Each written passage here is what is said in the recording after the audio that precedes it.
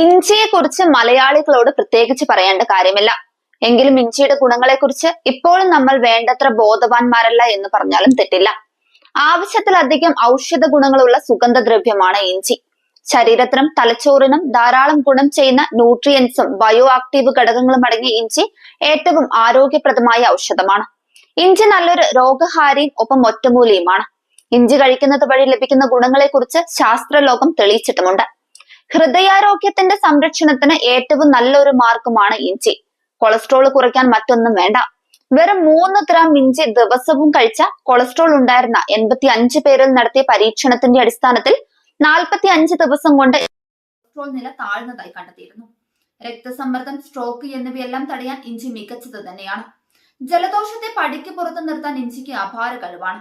ഇഞ്ചിയിലെ gingerol എന്ന antioxidant ഇൻഫെക്ഷനുകൾ തടയും. ആന്റി ഓക്സിഡന്റ് ഇഞ്ചിയിൽ ധാരാളമായിട്ടുണ്ട്. അതുപോലെ തന്നെ ഗർഭകാലത്തെ തലകറക്കം മിക്ക സ്ത്രീകൾക്കും ഒരു പ്രശ്നമാണ്. ഗർഭകാലത്തെ രാവിലെയുള്ള തലകറക്കം ഒഴിവാക്കാൻ ഇഞ്ചി കഴിച്ചാൽ മതി. എന്ത് തരം ദഹന പ്രശ്നമാണെങ്കിലും ഇഞ്ചി അതൊക്കെ തന്നെ മാറ്റിത്തരും. വയറിളക്കം ശമിക്കാനും ഇഞ്ചി ബെസ്റ്റ് ആണ്. മിക്കവരും അലട്ടുന്ന മറ്റൊരു രോഗമാണ് മൈഗ്രെയിൻ. ഇതിനും ഇഞ്ചി പരിഹാരമാണ്.